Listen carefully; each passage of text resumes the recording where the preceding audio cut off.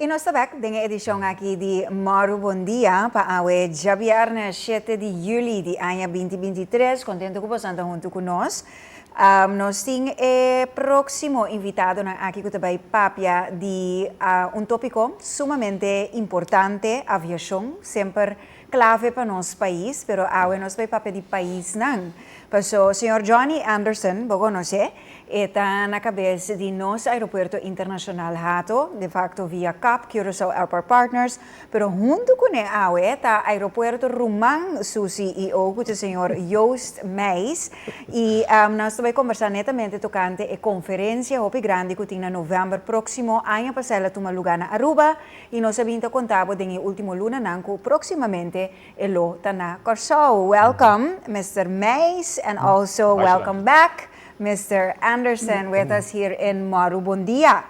Directly from Aruba via Nederland, but now Caribbean. Yeah, welcome. Indeed. Thank you very much. Thank you. Let's start with the host country today. Mr. Andersen, we talked last time about the conference a little bit. Yeah. But that's the topic today because it's so important, the cooperation, right, between the markets and in this case, the two islands right next to each other. How has the cooperation been in general between the Curacao airport and the Aruban airport? I would say really, really good, you know. Now I'm talking from a personal point of view. When I arrived to Curacao last year, and Joost was one of the first ones both to congratulate me and invite me over to see their operation, but he also came over to visit me. Oh, nice. You know, so he actually took the time, a few days after I reported, to come and simply welcome me to the ABC island. So yes, we are kind of competing in a, what can I say? In a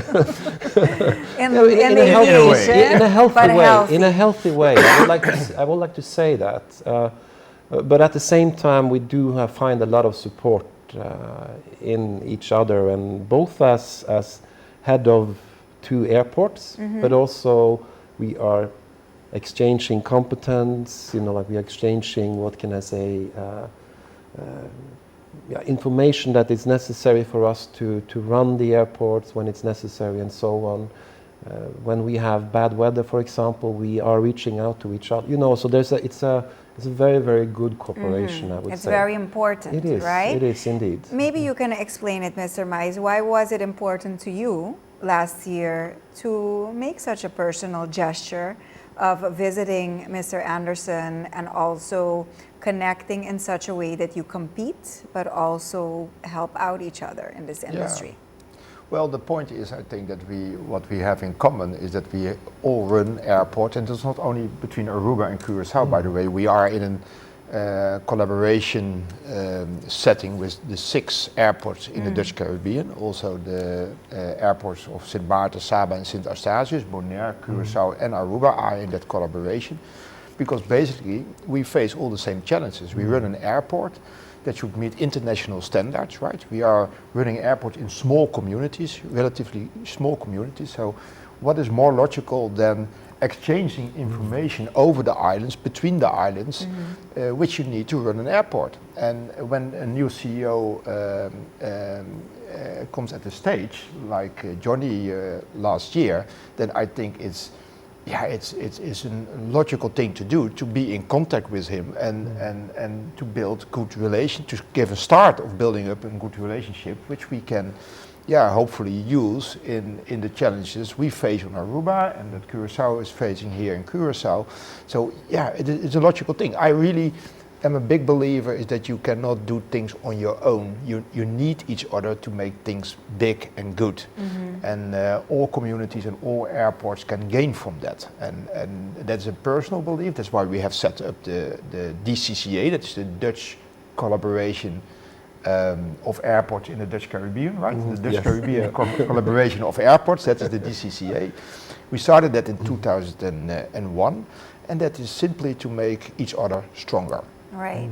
And the conference encompasses all that, right? Exactly, so, Well, we'll get to that in a little bit. We know Mr. Andersen pretty extensively from interviews, and we know his history. But maybe it's interesting for you to share as well your history in aviation and how you came to Aruba. Fantastic. Yeah, well, that is, I'm in the aviation industry since 2006, and I started my aviation career at Eindhoven Airport in the Netherlands. It's the second airport after Schiphol, of course, but Eindhoven Airport is also part of the Schiphol group. Right.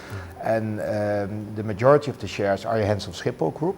So, of course, working in Eindhoven, I had a very good relation with the people at Schiphol. And after I run the Eindhoven Airport for almost 12 years as CEO, and at a certain moment Schiphol approached me, are you interested in a position in Aruba? Because Schiphol has a collaboration with the airport in Aruba. And one of the components in that cooperation agreement is that they can nominate the CEO. So since 2019, I'm living with my family in Aruba. I've never regret the moment that I decided to move to Aruba with my family. We love the island. I love the aviation industry in general. So it all started in 2006 at Eindhoven Airport. Okay, and then now Aruba is enjoying your expertise on this I hope. in this special industry. Mr. Andersen, I want to call you Jonny the whole Just time. call me Jonny. Everybody calls me Jonny. No. For so TV, we please. have to call you Mr. Andersen. So last year, Curacao formed a part of the conference hosted in Aruba.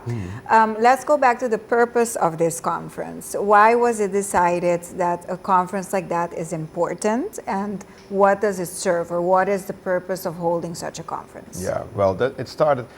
First of all, it was a good moment to give face to our new collaboration, because we started in 2021 with the collaboration between the airports, and that moment in Aruba, it was back in November 2022, was the first moment that we could show the world that we have that collaboration in place. And the second reason why we have organized that convention is to put on stage our ambition, which we share, and that is to improve the inter-island connectivity. And well, we have faced it this morning when we flew all the way from Aruba to Curacao. It can be improved. I respect, of course, the current players, but it is very difficult to explain the general public. I think that you need, well, $350 to fly between Aruba and Curacao and back. And also the efficiency can be improved. That is maybe not in the hands of the airlines, but more in the hands of the airport. So, of course, also the Can you explain that a little more, what you mean by efficiency? Efficiency is, well, I think we were 25 minutes in the air. And it was 3/4 of an hour prior to my flight. I needed to be at the airport already. Right. That was my own airport, by the way. But for a 25 minute flight, it does not sound very efficient that you need to be at the airport 3/4 of an hour prior to your departure time. That's what, so we want to improve the inter-island connectivity on 3 elements to make it more affordable for the public. Now it's only reachable for the happy few. You and I can probably fly, but I think for Aruba, 75% of the population cannot afford to fly to Curacao, and vice versa. To make it more efficient and to make it more sustainable. Yeah. That is the new chapter in aviation, of course. In general, globally. In general, exactly. And the first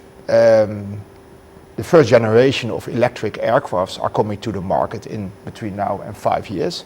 And why can't we be the first in the Caribbean to have really a showcase, a commercial showcase, to have in a very efficient, affordable way, 2 islands connected with an electric aircraft? And that dream, that ambition, we broadcasted that during the first convention in Aruba, and we assigned a work group to work on a tangible plan, and that plan will be presented during the next chapter of the convention, which will take place here in Curacao. In November. In November. Yes. Right. So Mr. Andersen and his team have been working very hard to realize this coming November. So that's one of the key elements that will be presented, right? And it's also, I imagine, an opportunity for all the stakeholders to once more come together and discuss the important topics and the top 3 which you just mentioned. Between last year's conference and the one pending, have there been other significant developments which you can share today, or steps that have been taken that you say, it's working, the collaboration is working? I don't Niet know. iedereen tegelijk. No, from what I would like to bring up in this context is that we have been noticed by new airframe, new producers, new production, what can I say, designers of aircrafts, electrical aircraft, hybrid aircrafts that has approached us following the conference, looking into the ABC Islands as a possible pilot case also for them. So we do have now names, real names, on paper that is looking to maybe start a pilot project here within a relatively short period of time. And this was a direct result of the conference, right? Yes, They heard, yes. hey, these islands are very serious about this route with electric aircraft. Let's approach them and see. Okay. Yes, So yes. that's very positive. Also, maybe it's good for you both to explain, I think Jonny has explained this in the past, but why it's so attractive, right, for this industry of electric aircraft, why it's so attractive, why we as islands are attractive. Is it because of the proximity to each other, that it offers, a good proof konijn style of, because it's very, we have these short flights that need to be realized daily. Maybe it's good for you to explain. Yeah, well, I think that we, being a group of islands, are perfectly positioned to be a front runner in that new segment of aviation, electric flying. And that has several reasons. And first of all is because the distances are very short. And especially in the first generation of electric aircraft, distance is still an issue, right? It is comparable to the car industry.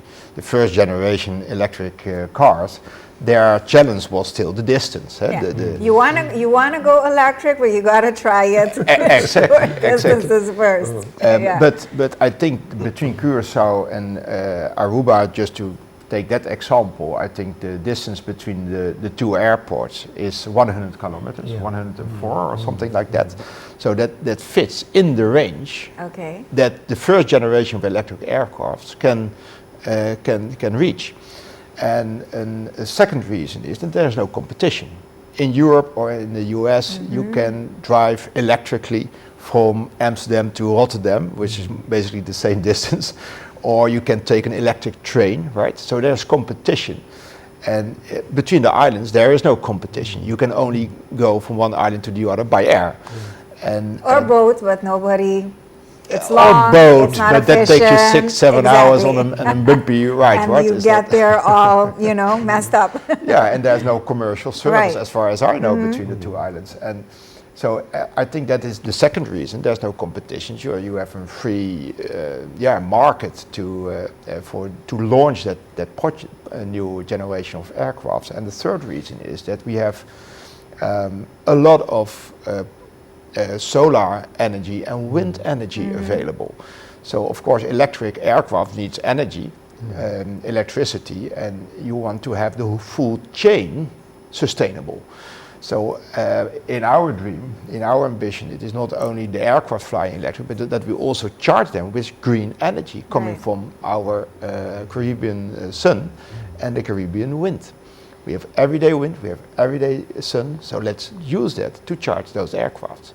So those three reasons, I think, creates a perfect launching ground here in the Caribbean for the first generation of electric aircrafts. All right.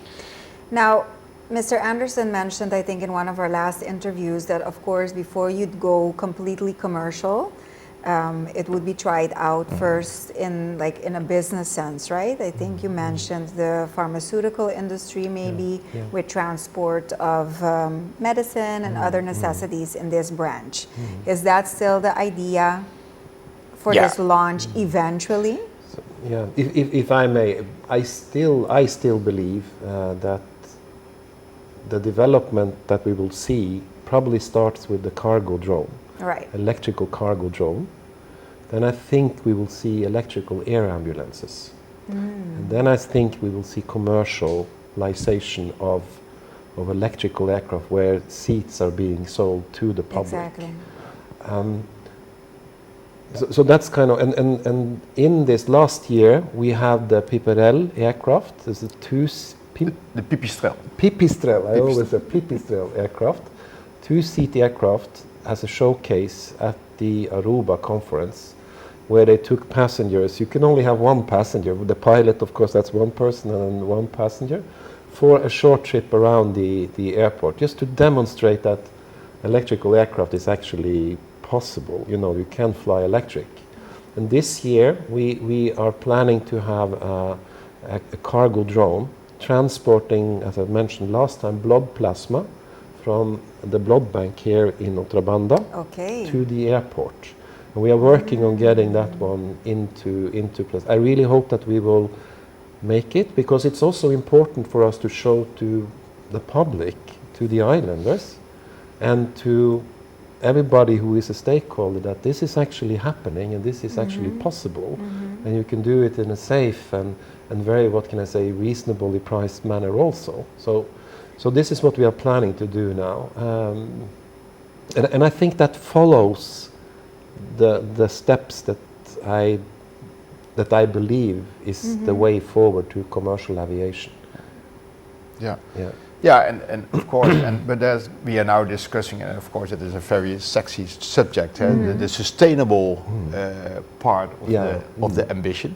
But I think that the affordability, to make it more affordable for the public, and the efficiency, it is sometimes it feels for me a little strange that you can travel all over Europe with your identity card. There's a Schengen area, right? Right. Free transport of people within that region.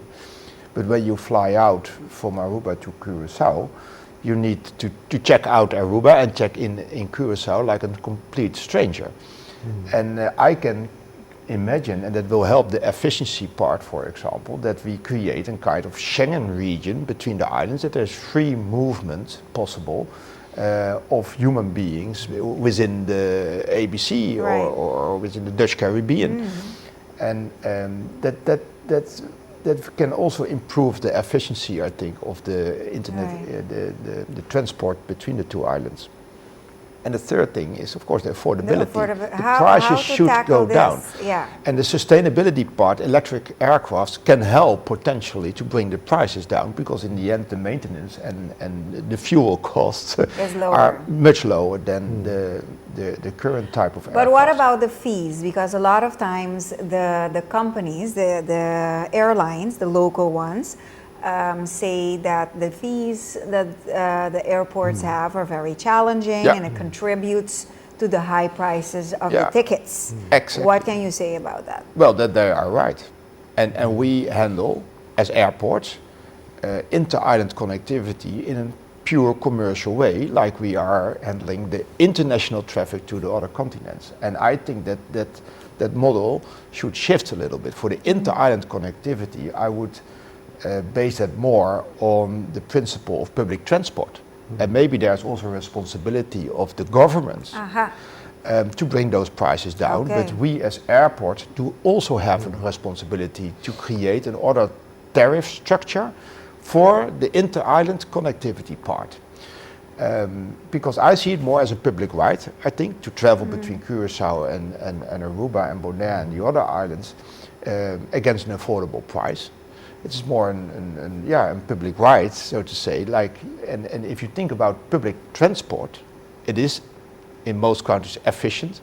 It is very attractive, affordable, and in most cases nowadays it's also sustainable. So that parallel we can use also for the transport between the islands.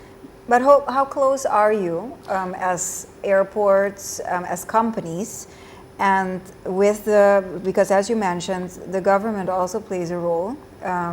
So how is this relationship and how is it contributing or not to these two factors, right? Yeah. The efficiency and the affordability. Well, after the conference in Aruba, we have assigned a task force working on a joint strategic plan, how to make this happen. Because in Aruba we launched a dream, but that dream should be, it should be put in a real plan. And that is where they are currently working on. So that task force has representatives from all the islands, from all the 6 islands, including the Netherlands, from airports and governments. And jointly they are working on a plan how to make this happen. And that plan, I cannot say too much about it because that plan has not been delivered yet, but it will be delivered during the convention and it will be presented. And after the presentation of the plan, the proof of the pudding is always in the eating. We should implement that plan in the time after November. Right.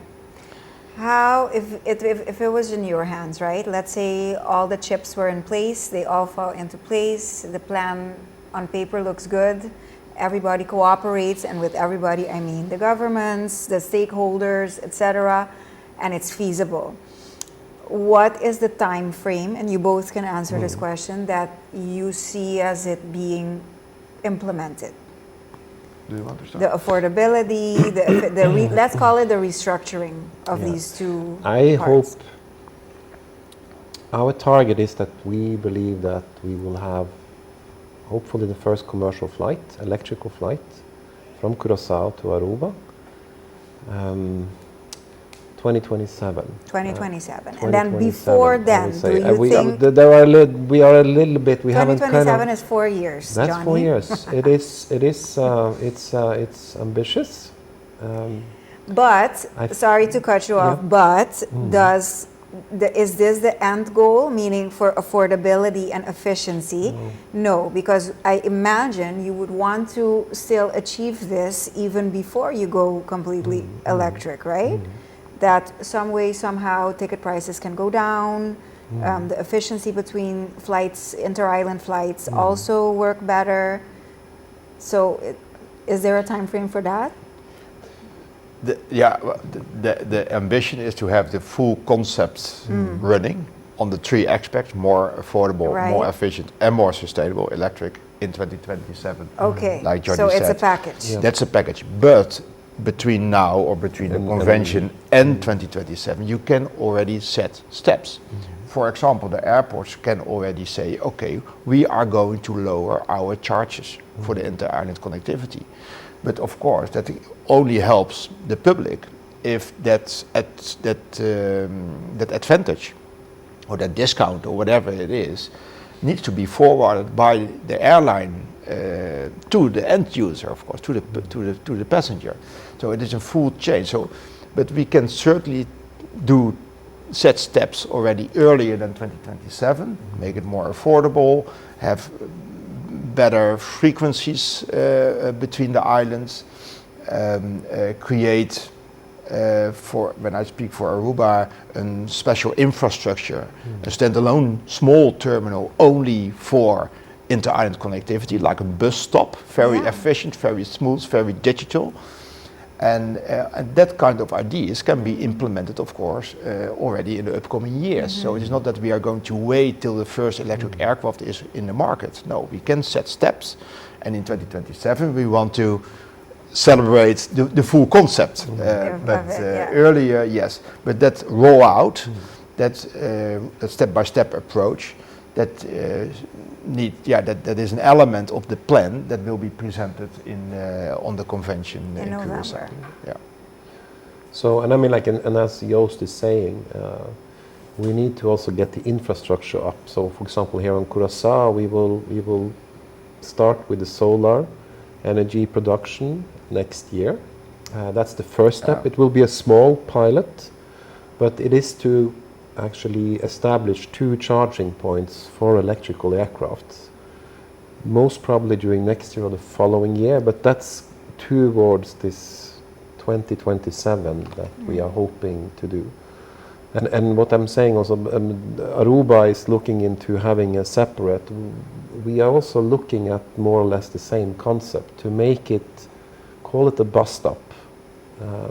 But there is a lot of issues related to immigration, Right, and because flow it has to and do with the security. law. And it's legal, right. you know, it's a legal matter that needs to be addressed Right. together and in partnership with the governments on the islands. But I think we are quite optimistic. You know, the signals that we are getting from my government here in Curacao, I would say is positive. You know, I say positive. They also signed a new agreement by a Ministry of Economic Development, Minister Saintje. He signed a new sustainability agreement with the kingdom, with Holland, and you know, so we are moving absolutely. So I think that what we are trying to achieve is achievable. All right. It is a vision, it's a dream, of course, but you need to stretch a little bit, but I believe that we can make this happen in 2027. And there is a lot of good forces now that is pushing together in the same direction on this. So looking forward to November. It's November 5th to 7th. 5th from the to 5th. 7th, Yeah, okay. 5th to 7th of November. And stakeholders will be present. Yeah. How many participants, to call them that, do you expect in Curacao?